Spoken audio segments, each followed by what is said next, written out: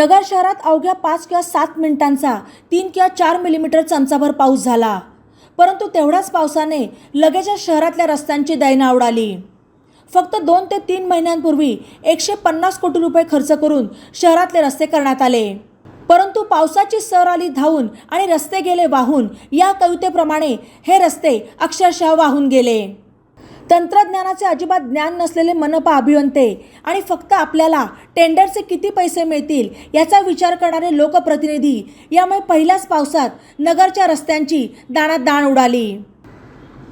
ड्रेनेजचे झाकण कसे बसवावे, रस्त्याचा उतार कोणत्या दिशेला असावा, गटारीचा उतार कोणत्या दिशेला असावा याचे साधे ज्ञानही नसलेले अभियंते आणि पाहुण्याचे मेवणे आणि मेवण्याचे पाहुणे, तंबाखू छाप ठेकेदार आणि कमिशनबाज लोकप्रतिनिधी यांच्या गराडात अडकलेल्या नगर शहराची पावसाळ्यामध्ये मुंबईची जशी तुंबई होते तशी अवस्था होईल हे सांगण्यासाठी कुठल्याही ज्योतिषाची गरज नाही।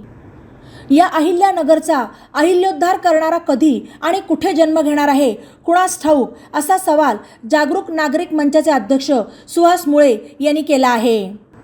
लोकप्रतिनिधी असोत किंवा नसोत, प्रशासक असो किंवा नसो, सावळा गोंधळ जसा आहे तसाच चालू राहतो।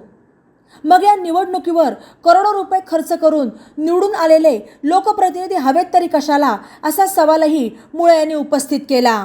आपला संपूर्ण देशच रामभरोसे चाललाय अशी खंतही त्यांनी व्यक्त केली। मित्रांनो, आता अवघा 5 ते 7 मिनिट पाऊस झाला, ज्याला मुसळधार नाही म्हणता येणार, तरी देखील आगरकर मळ्यातल्या विरंगुळा मैदाना शेजारच्या हा जो स्वीट कॉर्नरचा चौक आहे, इथली अवस्था बघा।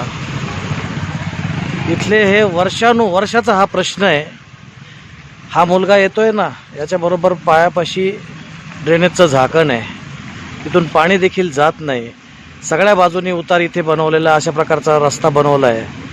हे इंजिनियर नक्कीच पैसे देऊन पास झालेले इंजिनियर महानगरपालिकेचे, आणि इथले जे लोकप्रतिनिधी आहे यांना तर काही समजतच नाही, कशाचं काही देणं घेणंही नसतं।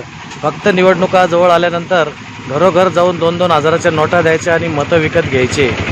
हा जो प्रकार आहे याच्यामुळे ही अवस्था आहे।